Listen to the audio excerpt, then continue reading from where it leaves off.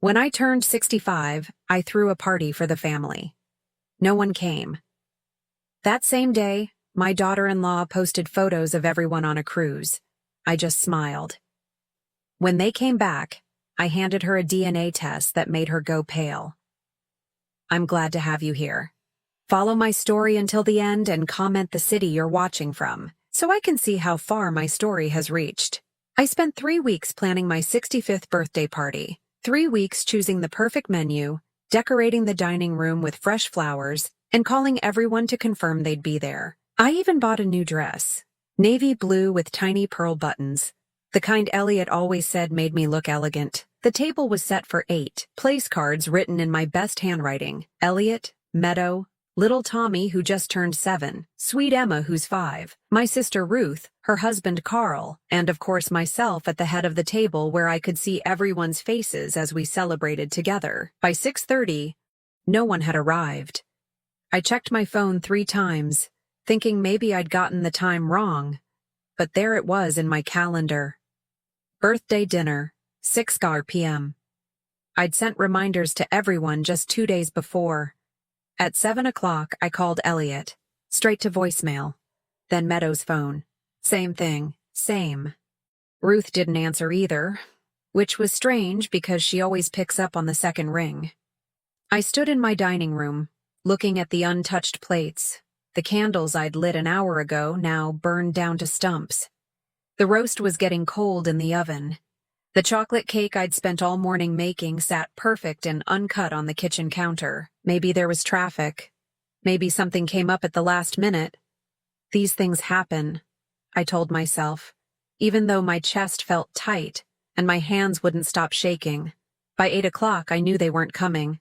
I sat down heavily in my chair, staring at the empty seats around me. This wasn't just lateness. This was something else entirely. The silence in my house felt different. Not peaceful, but hollow, like the house itself was holding its breath. That's when I made the mistake of checking Facebook. There, at the top of my feed, was a photo that made my blood freeze. Meadow, radiant in a flowing white sundress, her arm around Elliot, who was grinning wider than I'd seen in months. Behind them, the deep blue of the ocean stretched endlessly. The caption read, "Living our best life on the Mediterranean. So grateful for this amazing family getaway." I scrolled down. More photos. Tommy and Emma building sandcastles on a pristine beach. Ruth and Carl sharing cocktails at what looked like an elegant ship's bar. Everyone was there. Everyone except me. The timestamp showed the photos were posted just an hour ago. While I was sitting here, waiting for them, they were thousands of miles away, toasting with champagne and laughing at some sunset dinner on a cruise ship. I felt something crack inside my chest. Not break. Crack. Like ice on a lake when the temperature drops too fast. They'd planned this. All of them. Meadow had organized a family vacation that deliberately excluded me, scheduled it for my birthday, and somehow convinced everyone to go along with it. Even Ruth, my own sister, who'd helped me pick out decorations for this party just last week. I stared at that photo until my eyes burned. Meadow's smile looked especially bright, almost triumphant. She was standing exactly where I should have been, at the center of my family, surrounded by the people who were supposed to love me most. My phone buzzed. A text from Elliot. "Sorry, Mom. Forgot to mention we'd be out of town this week. Meadow booked a surprise trip. Happy birthday, though. Forgot to mention." As if a Mediterranean cruise was something you just casually forgot to tell your mother about. As if booking it on my birthday was pure coincidence. I set the phone down carefully, afraid I might throw it against the wall if I held it any longer. The roast was definitely cold now. I walked to the kitchen and turned off the oven, my movements mechanical and strange. I felt like I was watching myself from outside my body, observing this sad woman in her navy blue dress, cleaning up the dinner no one came to eat. I wrapped the cake in plastic and put it in the refrigerator, blew out what remained of the candles, started loading the good china back into the cabinet, each plate clicking against the others with a sound that seemed too loud in the quiet house. Meadow had won something tonight, though I wasn't entirely sure what game we'd been playing. All I knew was that for the first time in my 65 years, I felt truly invisible. Not just overlooked or forgotten, but erased. As I turned off the dining room lights, I caught my reflection in the dark window. I looked smaller somehow, diminished. The woman staring back at me had spent decades being the family peacekeeper, the one who smoothed over arguments and remembered everyone's birthdays and anniversations, the one who always put family first. And they'd all chosen to spend my birthday pretending I didn't exist. I climbed the stairs to my bedroom, each step heavier than the last. Tomorrow I'd have to face the aftermath. The fake apologies, the excuses about miscommunication, Meadow's sweet voice explaining how the trip was booked months ago and there was nothing they could do. But tonight, I just needed to sit with this pain, to really feel it. Because something told me this wasn't just about a missed birthday party. This was about something much bigger and much more deliberate than I'd ever imagined. I didn't sleep that night. Instead, I lay in bed staring at the ceiling, my mind cycling through every family gathering from the past 5 years. The birthday that wasn't just forgotten, it was deliberately sabotaged. And as the hours crept by, other memories started surfacing, each one more unsettling than the last. Tommy's 4th birthday party. I'd been so excited to see him blow out his candles, but when I arrived at the venue, Meadow met me at the door with that apologetic smile she'd perfected. "Oh, Loretta, didn't Elliot tell you? We had to move the party to tomorrow. Little emergency came up, but I could hear children laughing inside, could see balloons through the window. When I called Elliot later, he seemed genuinely confused. Tomorrow? No, Mom, the party's definitely today." Meadow must have mixed up the dates. Emma's first day of kindergarten. I'd asked Meadow 3 times what time they were dropping her off so I could be there with my camera. "Oh, we're doing it super early," she'd said. "Like 7 a.m. Probably too early for you." When I showed up anyway, the teacher told me Emma had been there since the normal time, 8:30. I'd missed her walking into her classroom, missed her nervous little wave goodbye to Elliot. Last Christmas. Meadow had called me 2 days before, her voice tight with false concern. "Loretta, I hate to do this, but Elliot's been feeling really overwhelmed with work stress. He asked if we could keep Christmas dinner small this year. Just immediate family." I'd spent Christmas alone, reheating leftovers and watching old movies. Later, I found out from Ruth that they'd had a huge celebration. She'd seen the photos on Instagram. 20 people, including Elliot's college friends and several neighbors. Everyone except me. Each memory felt like a puzzle piece clicking into place, forming a picture I'd been too blind to see. This wasn't a pattern of miscommunication or innocent scheduling conflicts. This was systematic, calculated. I got up and made coffee as the sun rose, my hands still trembling from exhaustion, and something else. A growing sense of dread.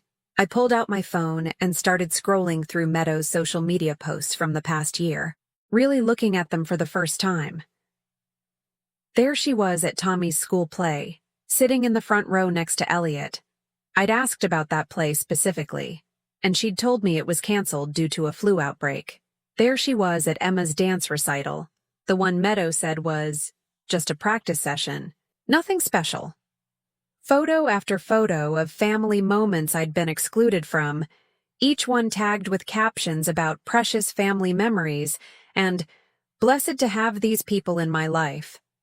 The cruelest part was how natural it all looked. Meadow's arm around Elliot, the children clustered close to their parents, everyone smiling like they belonged together, like they were complete without me. I set the phone down and walked to my kitchen window, looking out at the garden I'd planted when Elliot was a boy. He used to help me weed these flower beds, his small hands careful with the delicate stems. When had I lost him? When had he stopped seeing me as essential to his happiness? The answer came with startling clarity, when Meadow entered our lives. Before her, Elliot called me twice a week. We had standing dinner dates every other Sunday. He'd ask my advice about work problems, share stories about his day. He was my son, my friend, my connection to a future I'd helped create. Meadow changed that gradually, so slowly I didn't notice until it was too late. First, the Sunday dinners became monthly. Meadow's been planning these elaborate meals, Elliot explained. She loves having me all to herself on weekends. Then the phone calls dwindled to obligation check-ins on holidays. Sorry, Mom. Can't talk long. Meadow's got us scheduled pretty tight today. She never said anything directly against me. That would have been too obvious, too easily countered. Instead, she operated in the spaces between words, in the silences that followed her suggestions. Your mom seems tired lately. Maybe we shouldn't burden her with the kids this weekend. I saw your mom at the grocery store yesterday. She looked a little confused about something. Do you think she's doing okay living alone? Subtle implications that I was becoming a burden, a concern, someone who needed managing rather than including. I thought about the way she hugged me at family gatherings, always a beat too long, her hand rubbing my back like I was a fragile elderly relative who needed comforting rather than an equal member of the family. The way she'd interrupt when I was talking to the children, redirecting their attention to something else. Grandma Loretta's had a long day, sweeties. Why don't you show Daddy your new toy instead? And Elliot, my beautiful, trusting son, had absorbed it all without question. He'd started looking at me the way Meadow did, with a mixture of affection and pity, like I was something precious but increasingly irrelevant. The phone rang, startling me from my thoughts. Elliot's name flashed on the screen. Hi, Mom. His voice was cheerful, relaxed in a way that made my chest ache. Just wanted to call and say happy belated birthday. Sorry we missed it, but this trip has been incredible. Meadow really outdid herself with the planning. I gripped the phone tighter. Yes, I saw the photos. Oh, good. Meadow's been posting like crazy. The kids are having such a blast. Tommy learned to snorkel yesterday, and Emma made friends with this little girl from Boston. You would have loved seeing them. Would I? Because from where I sat, it seemed like no one had even noticed I wasn't there. The trip was very last minute, I said carefully. I know, right? Meadow found this amazing deal and just went for it.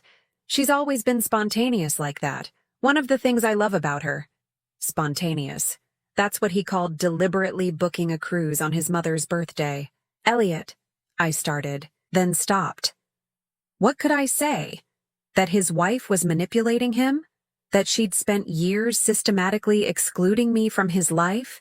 He'd think I was jealous, bitter, unable to accept that he'd grown up and moved on. Maybe I was all those things, but I was also right. Everything okay, Mom? You sound off. I closed my eyes, feeling the weight of all those lost moments, all those times I'd been edited out of my own family's story. I'm fine, sweetheart. Just tired. Well, get some rest.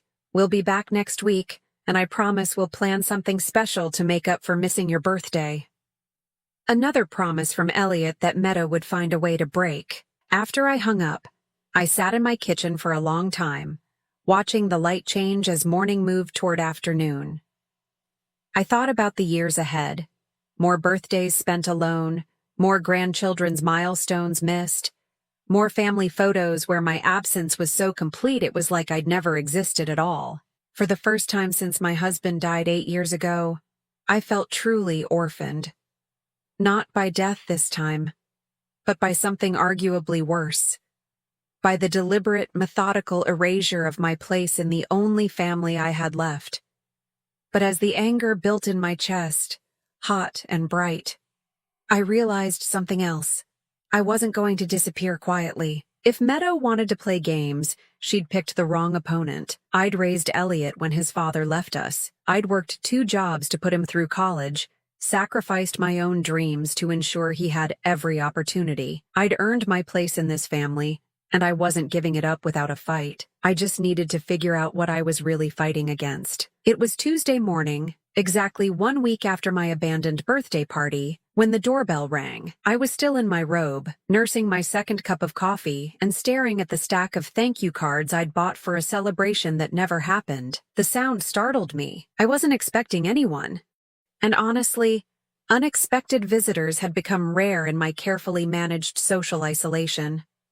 Through the peephole, I saw a man I didn't recognize, mid-40s maybe, with dark hair and worry lines etched deep around his eyes. He was well-dressed but rumpled, like he'd been traveling.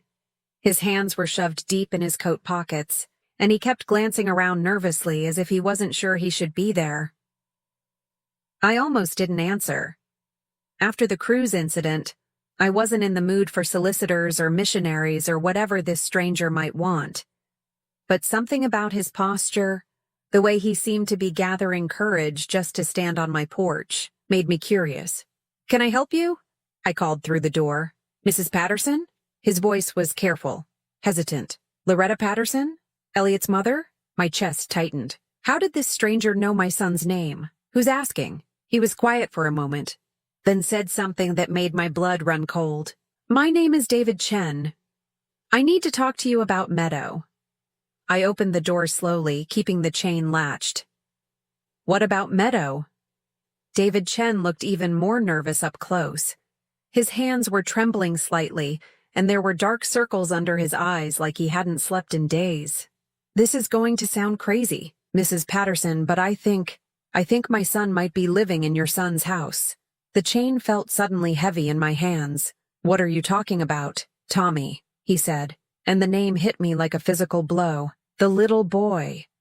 7 years old, brown hair, has a scar on his chin from falling off his bike when he was 4. I stared at him, my mind reeling. Tommy did have a scar on his chin. Elliot had told me about the bike accident, how scared they'd all been rushing him to the emergency room. But how would this stranger know that? "I think you'd better come in," I said, my voice barely above a whisper. David Chen sat on my couch like he might bolt at any second. I offered him coffee, but he shook his head, his hands clasped so tightly in his lap that his knuckles were white. "I don't know where to start," he said. "This is going to sound insane. Try me. I've had a very strange week." He took a shaky breath. "Meadow and we were together for 2 years. This was before she met your son, before she got married. We lived together, talked about marriage, the whole thing. And then she got pregnant." My coffee cup suddenly felt too heavy. I set it down carefully, afraid I might drop it. "I was so happy," David continued, his voice thick with old pain. "I wanted to marry her immediately, start planning our life together. But Meadow, she kept putting me off, said she needed time to think, wasn't ready for such a big step. Then one day I came home from work and she was gone. Just gone. All her stuff.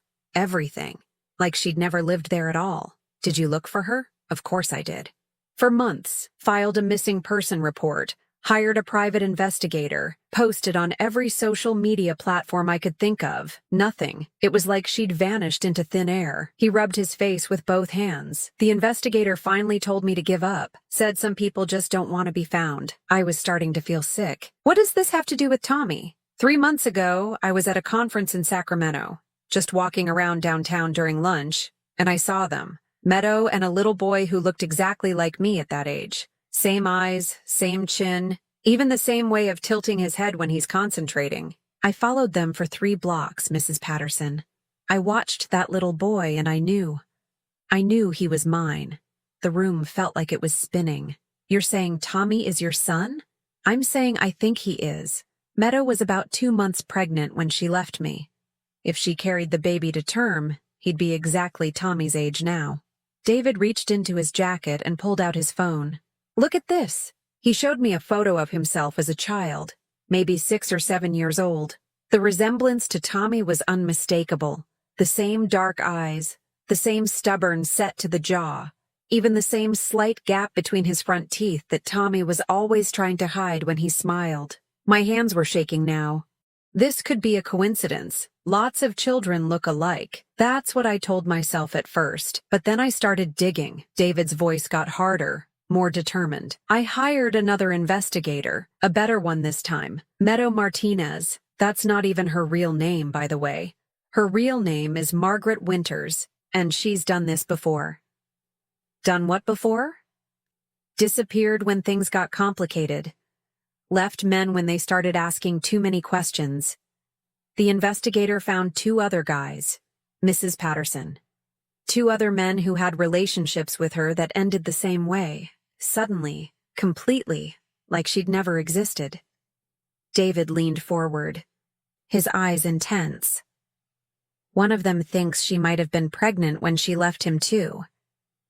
I felt like I was drowning. Why are you telling me this? Why now?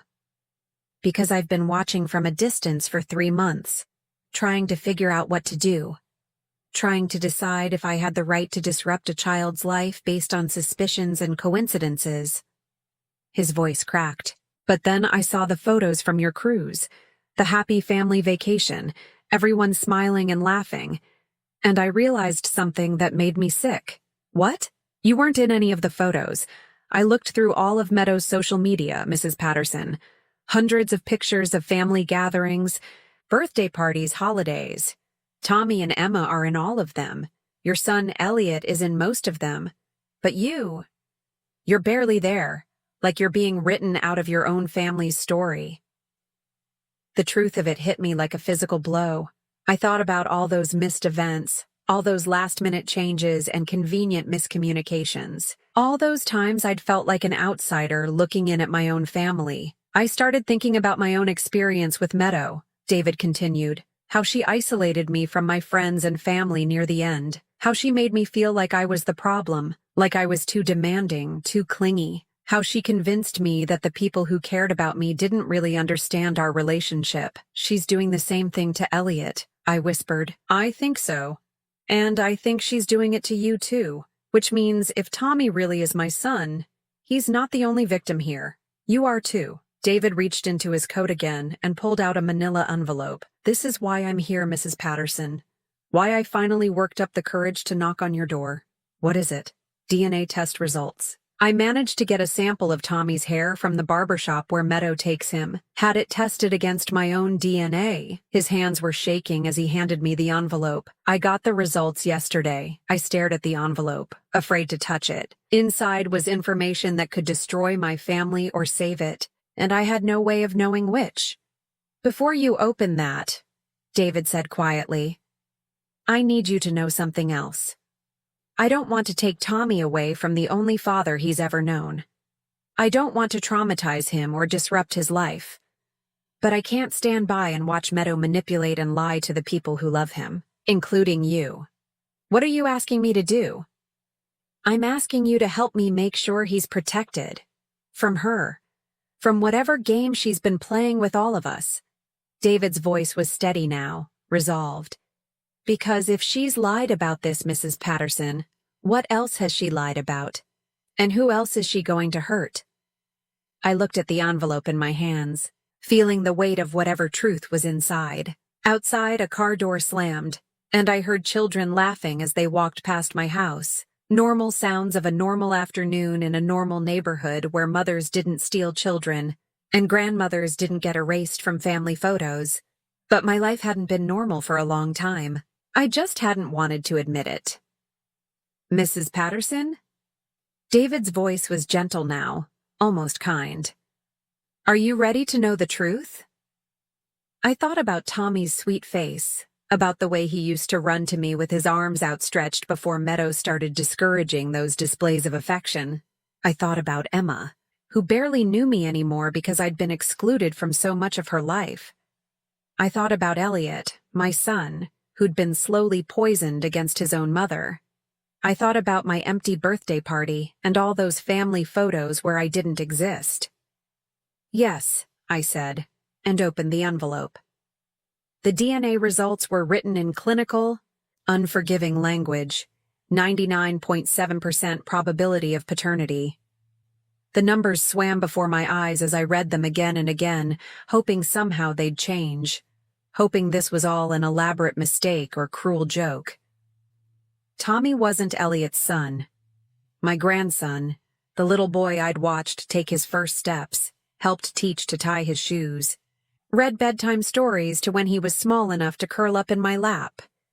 He wasn't my blood at all. And Elliot, my devoted son who'd named Tommy after his own grandfather, had no idea he'd been raising another man's child. I'm sorry, David said quietly. He was still sitting on my couch, watching my face as I processed the information. I know this must be devastating. I set the papers down with hands that wouldn't stop trembling. How long have you known for certain? Since yesterday. But I've suspected for months. He pulled out his phone again and showed me more photos. Surveillance pictures he'd obviously taken from a distance.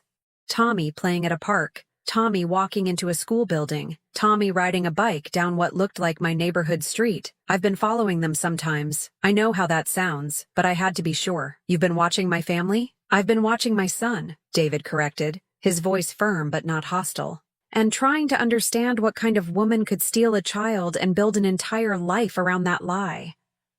The anger came then, hot and overwhelming. Not at David. He was as much a victim as the rest of us. But at Meadow. At the magnitude of her deception, the cruelty of it. She hadn't just lied about Tommy's parentage.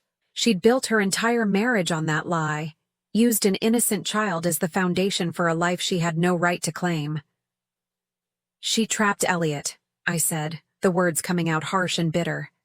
She got pregnant with another man's baby and used it to secure a marriage to my son. It looks that way. David's expression was grim. The timeline fits perfectly. She left me when she was about 2 months along, just starting to show. If she moved fast, found someone quickly, she could have convinced him the baby was premature or just small. I thought back to Tommy's birth, how excited Elliot had been when he called to tell me Meadow was in labor. He came 3 weeks early, I remembered. Elliot was worried about complications, but the doctor said everything was fine. Because everything was fine. Tommy wasn't premature. He was exactly on schedule. For my timeline, not Elliot's. The pieces were falling into place with sickening clarity. Meadow's whirlwind romance with my son, the quick engagement, the wedding that happened barely 6 months after they met. I'd thought it was romantic at the time, true love conquering all. Now I realized it was something much more calculated. She needed a father for Tommy before he was born, I said. Someone stable, someone who wouldn't question the timing too closely. Someone trusting, David added. Someone who wouldn't demand a paternity test because the thought would never occur to him. That was Elliot exactly. My son had always been honest to a fault, incapable of the kind of deception that would make him suspicious of others. He took people at face value, believed what they told him.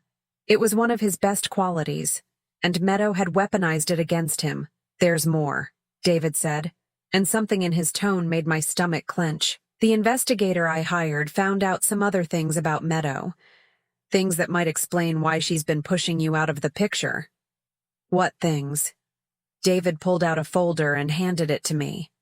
Inside were photographs, documents, what looked like copies of official records. Her real name is Margaret Winters. She's 34, not 31 like she told your son. She grew up in foster care, aged out of the system at 18. No family, no real connections anywhere. I studied a photograph that looked like it came from a high school yearbook. The face was definitely Meadow, but younger, harder somehow. Her hair was different, darker, and there was something in her eyes that I'd never seen in the woman who married my son. A kind of desperate hunger. She's been married before, David continued. Twice. Once to a man named Robert Kim in Nevada, once to someone called James Fletcher in Oregon. Both marriages ended in divorce within 2 years, both times with her getting significant alimony settlements. She's done this before, I whispered. The pattern's always the same. She meets a man with money or stability, moves fast to lock him down, then systematically isolates him from his support system. Friends, family, anyone who might see through her act or ask uncomfortable questions. I thought about how Elliot's college friends had gradually stopped coming around after he married Meadow, how he'd drifted away from his work colleagues, how he rarely talked about his job anymore except to mention how stressful it was, how he'd become increasingly dependent on Meadow for social connections, for emotional support, for everything. She's been isolating him, I said, and you, because you're the biggest threat to her control. Mothers see things other people miss. They ask questions. They remember details from before she came along. David leaned forward, his expression intense. She needed you out of the picture, Mrs. Patterson. Not just distant, completely erased. That's why the birthday party sabotage. That's why all the missed events and miscommunications. She's been systematically training your family to function without you. The cruelty of it took my breath away. But why? If she already had Elliot, if he believed Tommy was his son, why go to such lengths to exclude me? Because you're a witness to the timeline. You remember when they met, when she got pregnant, when Tommy was born. If you'd ever started asking questions, comparing dates, you might have figured out the truth. David's voice was quiet but certain. She needed you to become irrelevant before you became dangerous. I stood up abruptly, pacing to the window where I could see the street where Tommy had learned to ride his bike. The little boy I'd cheered for, bandaged his scraped knees, celebrated every milestone with. He was still the same child, still sweet and funny and bright. But everything about his place in our family was a lie. "What about Emma?" I asked, dreading the answer. As far as I can tell, Emma really is Elliot's daughter. Born 2 years after Tommy, during a time when Meadow and your son were definitely together. But Mrs. Patterson... David hesitated. What? Emma's birth might have been calculated too. A way to make sure Elliot never questioned Tommy's parentage. If Meadow could give him a biological child, he'd be less likely to doubt that Tommy was his too. And it would cement their relationship even further. I felt sick. Everything about my son's marriage, his family, his life for the past 7 years had been orchestrated by a woman who saw him not as a person to love, but as a resource to exploit. And she'd used children, innocent children, as tools in her manipulation. Tommy doesn't know, does he? I asked. Of course not. He's 7 years old. As far as he's concerned, Elliot is his father and always has been. And Emma? She doesn't know either. She just thinks she has a big brother who looks different from her. Kids don't question these things, but adults did. Or they should. And I was starting to understand why Meadow had worked so hard to make me irrelevant. A grandmother who spent time with her grandchildren, who was really present in their lives, might eventually notice that Tommy looked nothing like his supposed father, might start asking questions about family resemblances, about genetic traits that didn't add up. "David," I said slowly, "why did you decide to tell me this now? You could have just demanded a paternity test, gone through the courts, tried to get custody. Why involve me?" He was quiet for a long moment, staring at his hands. "Because I realized something when I saw those cruise photos. Meadow isn't just destroying my relationship with my son, she's destroying yours too. And if we don't stop her, she's going to keep doing it to other people." "What do you mean?" "She's already starting to pull back from Elliot's friends, from his work colleagues, making him more and more dependent on her for everything. And she's teaching the kids to see him as the only parent who really matters. Tommy barely talks about you anymore when I've watched them at the park. It's like she's erasing you from his memory." The truth of that hit me like a physical blow. I thought about how different Tommy had become in recent months, how he'd stopped running to hug me when I visited, how he'd started looking to Meadow for permission before talking to me. I'd thought he was just growing up, becoming more independent. But maybe it was something else entirely. "She's going to discard Elliot eventually," David continued. "Just like she discarded me. Just like she discarded her previous husbands. But first, she's going to make sure he has nothing left except her and the kids. No friends, no family, no support system. When she's ready to move on, he'll be completely alone." I closed my eyes, seeing my son's future stretched out before him, isolated, abandoned, probably broke if Meadow was as calculating as she appeared to be. And the children, caught in the middle of it all, used as pawns in a game they didn't even know they were playing. "What do you want me to do?" I asked. David stood up, gathering his papers and photos. "I want you to help me save our family. Both of us. Because that's what we are, Mrs. Patterson. Family. You're Tommy's grandmother in every way that matters, even if we don't share DNA. And I'm not going to let Meadow destroy that just because she's afraid of the truth." He handed me a business card with his contact information. Think about it, but don't think too long. They'll be back from their cruise in a few days, and when they are, Meadow's going to be watching for any sign that you're becoming a problem again. If we're going to act, it has to be soon. After David left, I sat in my living room holding the DNA results and staring at that business card. Outside, the afternoon was fading into evening, and the house felt quieter than ever. But for the first time in months, the silence didn't feel empty. It felt like the calm before a storm. Because Meadow Martinez, or Margaret Winters, or whatever her real name was, had made a critical mistake. She'd thought she could erase me completely, make me irrelevant to my own family's story. But I wasn't gone yet, and now that I knew what she really was, I wasn't going anywhere. I called Elliot 3 days after the family returned from their cruise. My voice was steady, practiced. I'd rehearsed this conversation a dozen times in my head. Hi, sweetheart. I was wondering if we could all get together for dinner this weekend. I have something important I'd like to discuss with you and Meadow. There was a pause on the other end. Is everything okay, Mom? You sound serious. Everything's fine. I just think it's time we had a real family conversation. About us. About the future. I've been doing some thinking while you were away. Another pause. Longer this time. I could hear Meadow's voice in the background, though I couldn't make out the words. When Elliot came back on the line, his tone was more cautious. Meadow wants to know what kind of conversation. She's concerned that you might be upset about the cruise timing. Of course she was concerned. Meadow's instincts were sharp. She could probably sense that something had shifted, even through the phone. Tell Meadow I'm not upset about anything. I just think it's important for families to communicate openly. Don't you? Saturday evening would be perfect. I'll cook. Let me check with Meadow and get back to you. The fact that my 38-year-old son needed to check with his wife about having dinner with his mother would have been laughable if it weren't so heartbreaking.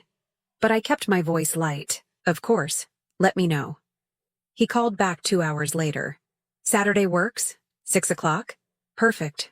I'm looking forward to seeing everyone. That was Thursday. I spent Friday preparing for what I knew would be the most important conversation of my life. David and I had met twice more since his first visit, planning carefully how to present the truth in a way that would protect Tommy while exposing Meadow's deception.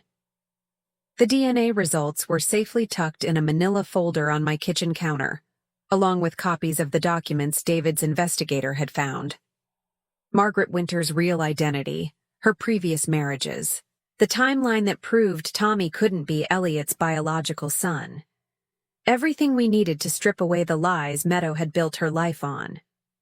I made Elliot's favorite meal, pot roast with garlic mashed potatoes and the green beans he'd loved since childhood. If this was going to be the last family dinner we ever shared, I wanted it to be memorable for the right reasons, at least initially. Saturday evening arrived gray and drizzly, typical October weather. I set the dining room table with my good china, the same dishes I'd planned to use for my birthday celebration 2 weeks ago. The irony wasn't lost on me. They arrived precisely at 6. Meadow was wearing a flowing cream-colored dress that made her look younger, more innocent. Her hair was perfectly styled, her makeup flawless. She looked like the picture of a devoted wife and mother, someone incapable of deception. Tommy bounded through the door first, all 7-year-old energy and excitement. Grandma Loretta! I learned to swim on the cruise. Want to see me do the doggy paddle? My heart clenched as I hugged him, knowing what I was about to reveal would change everything for this innocent child. Maybe after dinner, sweetheart. Go wash your hands. Emma followed more quietly, clutching a small doll with tangled hair. At 5, she was more reserved than her brother, more cautious around me since Meadow had started discouraging their affection. But she still let me kiss her forehead before following Tommy to the bathroom. Elliot hugged me warmly, and for a moment, I could pretend this was just a normal family dinner. Something smells incredible, Mom. I've missed your cooking. You look tired, I observed. He did. There were new lines around his eyes, and he'd lost weight. Work's been brutal lately. The mergers got everyone stressed. He glanced at Meadow, who was examining my living room like she was cataloging potential problems. But Meadow keeps telling me I need to find a better work-life balance. Stress is so bad for your health, Meadow said, appearing beside us with that practiced smile. I keep encouraging Elliot to consider early retirement. We could travel more, spend more time with the children. Early retirement at 38.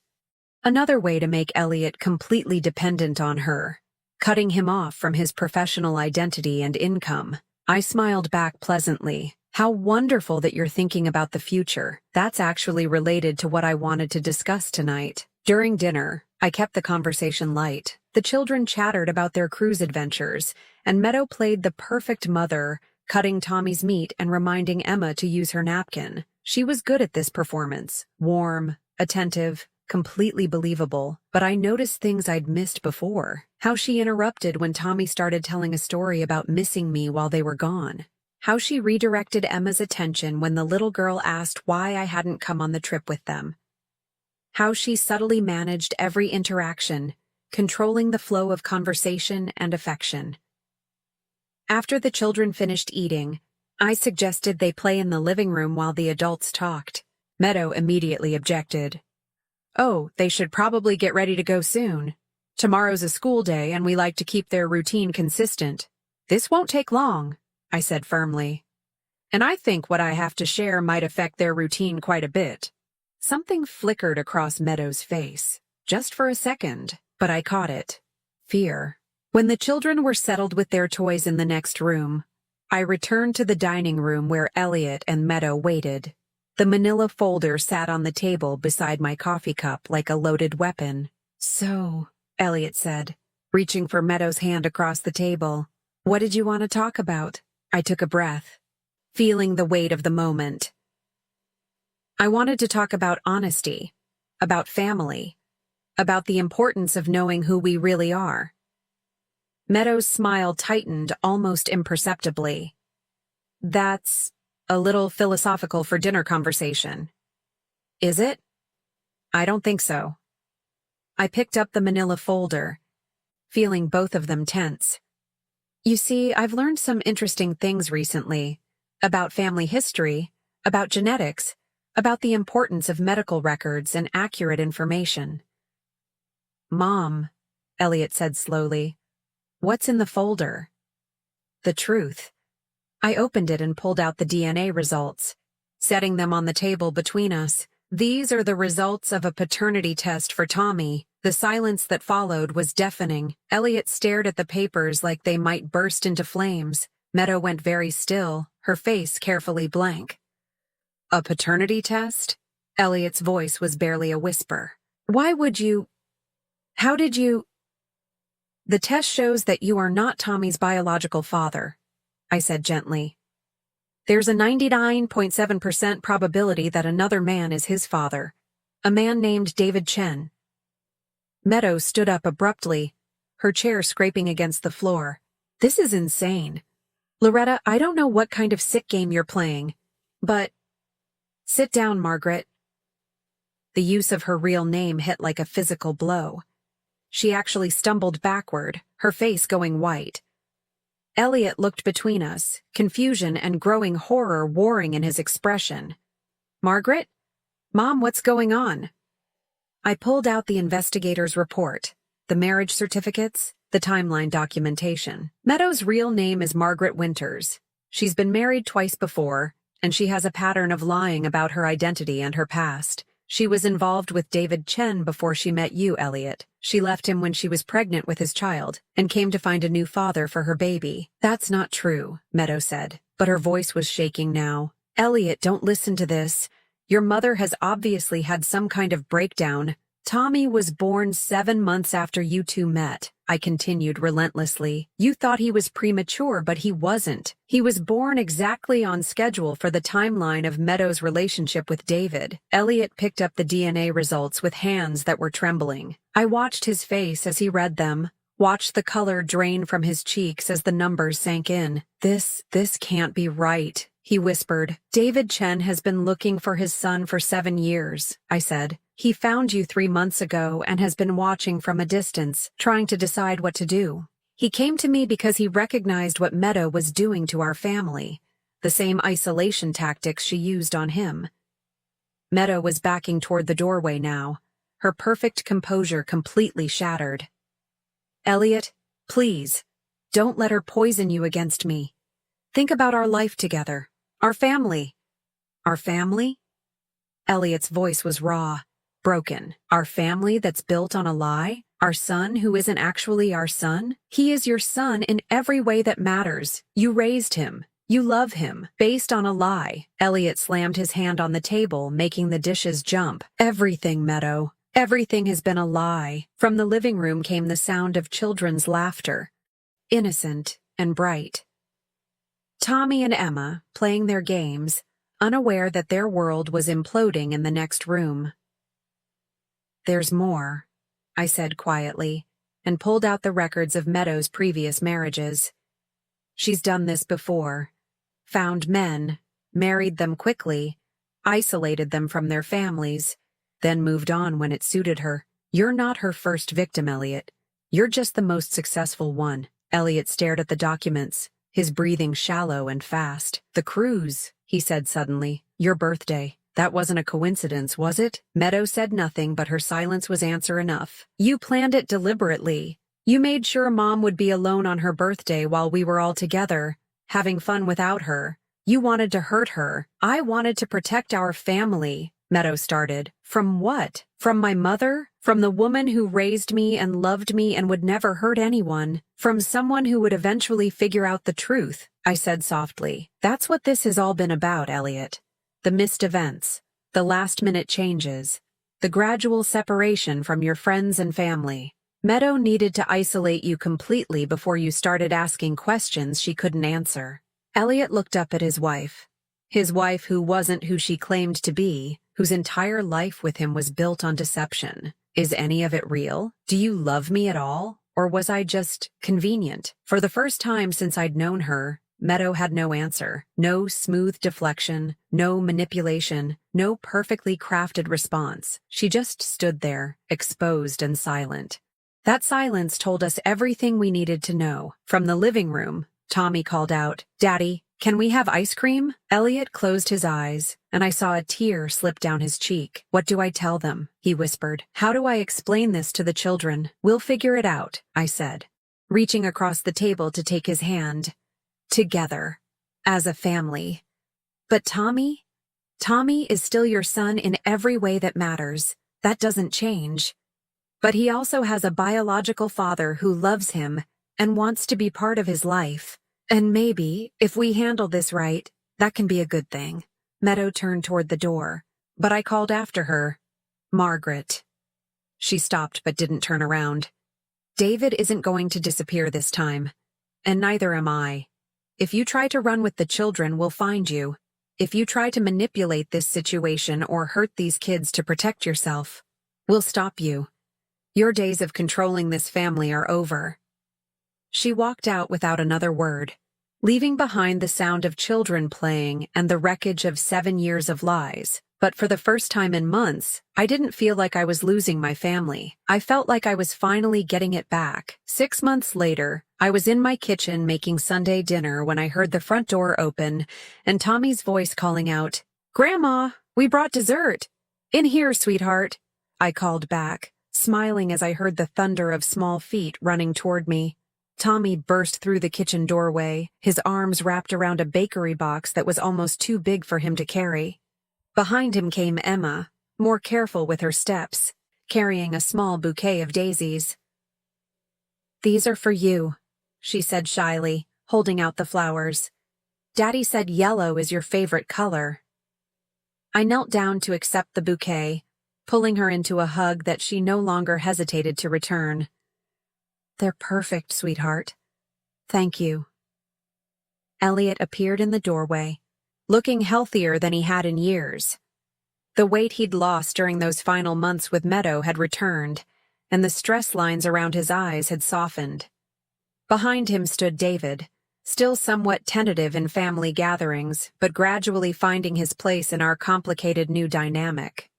"Something smells incredible," Elliot said, kissing my cheek. "Is that your famous apple pie?" "Tommy specifically requested it," I said, ruffling the little boy's hair. Along with mashed potatoes and that chicken recipe you used to love. The one with the herbs? Tommy's eyes lit up. Yes, that's my favorite too, just like Daddy's. The easy way he called both Elliot and David Daddy still took some getting used to.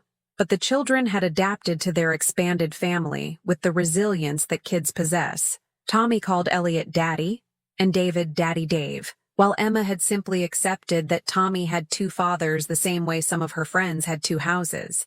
David set a bottle of wine on the counter, still moving carefully in what had been Meadow's domain.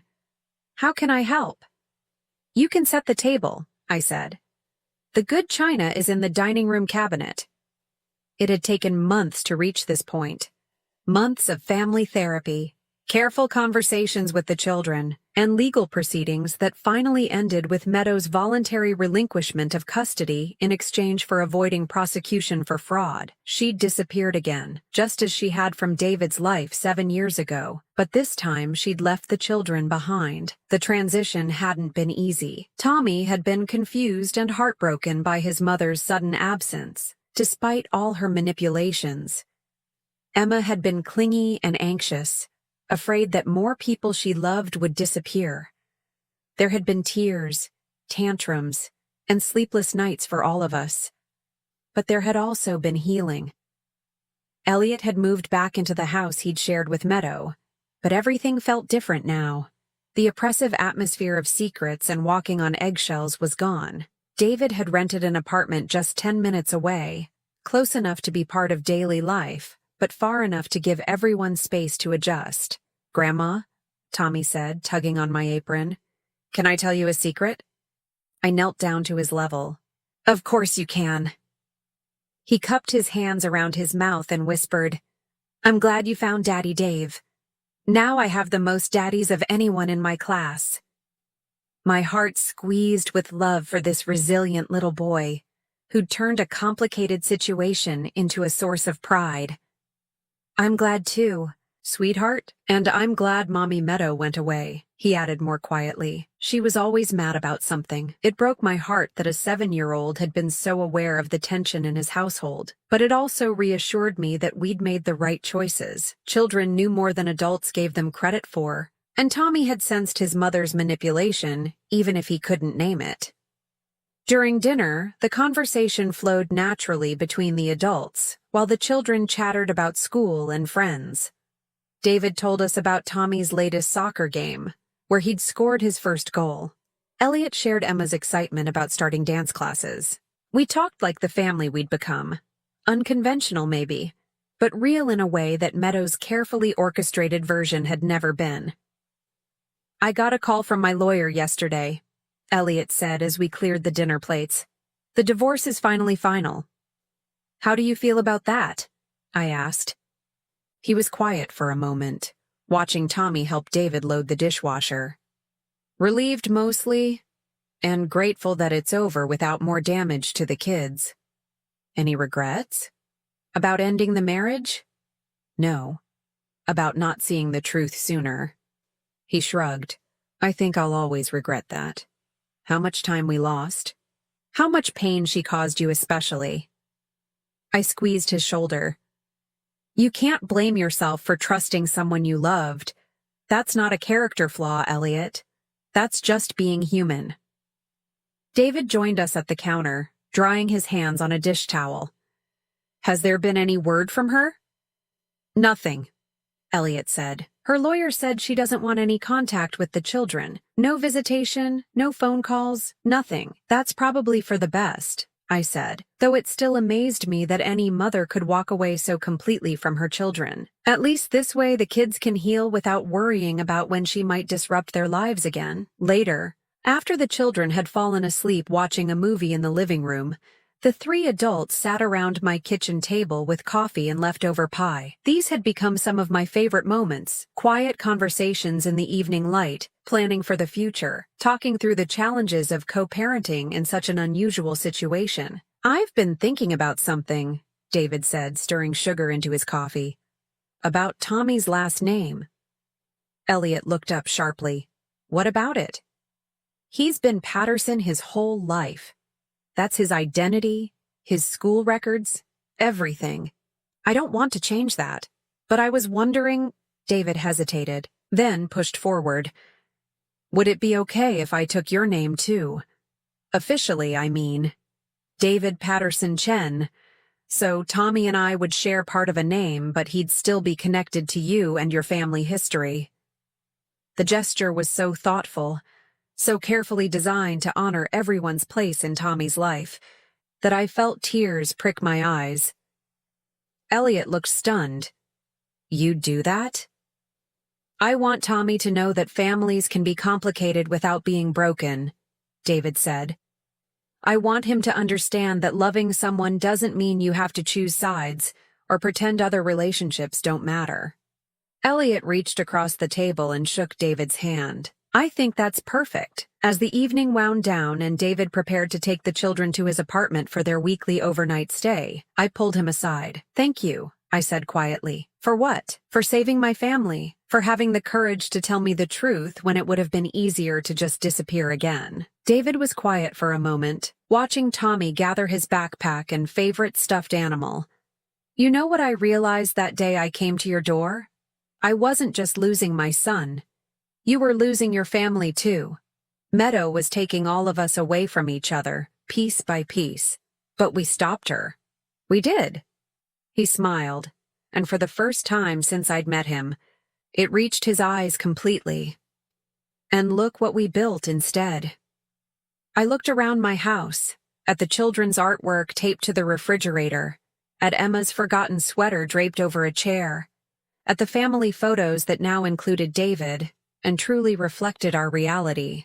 It wasn't the family I'd imagined when Elliot first got married, but it was infinitely better than the hollow performance Meadow had orchestrated. After everyone left, I sat in my living room with a cup of tea, reflecting on how dramatically my life had changed since that devastating birthday 6 months ago. The empty house that had felt like a tomb now hummed with the echoes of family life.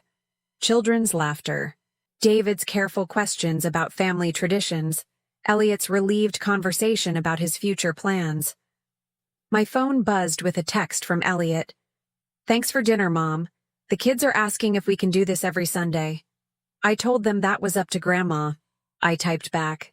Every Sunday sounds perfect. This is what families do. His response came quickly. Yes, this is what real families do. I set the phone aside and looked at the framed photo on my side table. A picture from last month's trip to the zoo, all 5 of us crowded together in front of the elephant enclosure. Tommy was perched on David's shoulders while Emma held tight to my hand. Elliot stood in the middle, one arm around me and the other around David, grinning like he'd just remembered what happiness felt like. We looked like what we were, a family that had been broken apart and put back together in a new configuration, stronger and more honest than before, not conventional, but real, not perfect, but true. The house settled around me as night fell, but it didn't feel empty anymore. It felt full of possibilities, full of the love that Meadow had tried so hard to destroy, but had never quite managed to extinguish. I'd thought my 65th birthday had marked the end of my relevance to my family's story. Instead, it had marked the beginning of a new chapter, one where love wasn't conditional, where truth mattered more than appearance, and where being a grandmother meant protecting your grandchildren from anyone who would use them as weapons, even their own mother. Tomorrow was Monday, which meant Tommy had soccer practice and Emma had her dance class. David would pick up Tommy while Elliot took Emma, and they'd both end up back here for homework and dinner. It was the kind of routine that Meadow would have controlled and manipulated, but that now flowed naturally from our genuine care for each other. As I turned off the lights and headed upstairs, I thought about the woman who'd tried to erase me from my own family's life. Somewhere out there, Meadow was probably spinning a new identity, crafting a new story, looking for a new family to infiltrate and control. But she'd left something behind that she'd never be able to replace. The love between people who chose to fight for each other instead of giving up. She'd taught us all what we didn't want to be, and in doing so, she'd helped us become exactly who we were meant to be. For that, if nothing else, I supposed I owed her a twisted kind of gratitude. But mostly, I just felt sorry for her. She'd had a real family within her grasp, flawed and complicated, but genuine, and she'd thrown it away for the hollow satisfaction of control. Her loss, our gain. And finally, after months of feeling like a ghost in my own life, I was home. Now I'm curious about you who listened to my story. What would you do if you were in my place? Have you ever been through something similar? Comment below. And meanwhile, I'm leaving on the final screen 2 other stories that are channel favorites, and they will definitely surprise you. Thank you for watching until here.